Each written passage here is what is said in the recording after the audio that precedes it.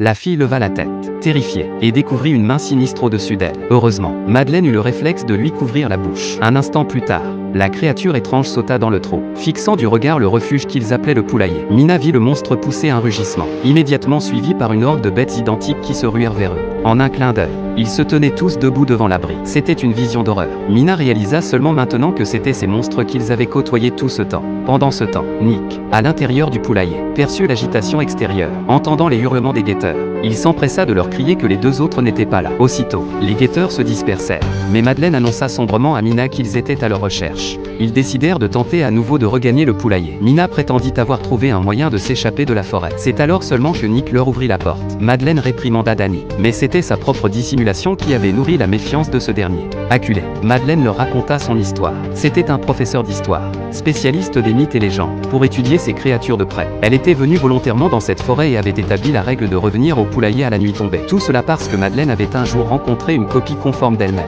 Mais le double n'était pas parfait. Ces antiques créatures, que les gens appelaient fées ou voleuses d'âme, observaient les humains pour devenir leur réplique sans défaut. C'est à ce moment que de violents coups à la porte interrompirent le groupe. Les règles ayant été enfreintes, les guetteurs étaient fous de rage. Affolés, ils bloquèrent l'entrée avec une table. Mais cela ne les arrêterait pas. À la dernière seconde, ils découvrirent une trappe cachée sous le tapis. En l'ouvrant, ils tombèrent sur une pièce secrète souterraine. Madeleine venait de refermer le panneau quand les guetteurs défoncèrent la porte. Une fois en bas, ils réalisèrent qu'ils étaient dans un petit laboratoire bien équipé. De toute évidence, quelqu'un étudiait les monstres. Grâce aux enregistrements vidéo sur l'ordinateur, ils apprirent que le propriétaire des lieux était un certain professeur Martin. Il avait construit une forteresse, mais s'était vite rendu compte que les monstres apprenaient très vite. Par la suite, le professeur recruta chaque mois 13 villageois des environs et installa un miroir sans teint au poulailler pour que les créatures puissent les observer. Au bout d'un mois, il sacrifiait ses cobayes aux guetteurs pendant que lui se terrait au sous-sol, attendant que les cris s'éteignent.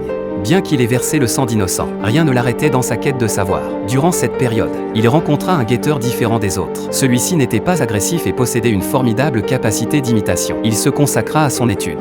Mina mit la dernière vidéo. Le professeur réalisa qu'il avait été ensorcelé par les monstres au point de perdre son humanité. Il avait donc décidé de mettre fin à ses jours. Mais le professeur avait laissé un bateau, près de la balise 134 à la limite du périmètre. S'ils le trouvaient, ils auraient une chance de fuir. Le dernier souhait du professeur était que les survivants atteignent son bureau à l'université pour détruire toute trace de ses recherches. Les yeux de Mina brillaient de larmes. Ils étaient sauvés. Quant à Madeleine, en voyant ces images, une expression complexe se peignit sur son visage.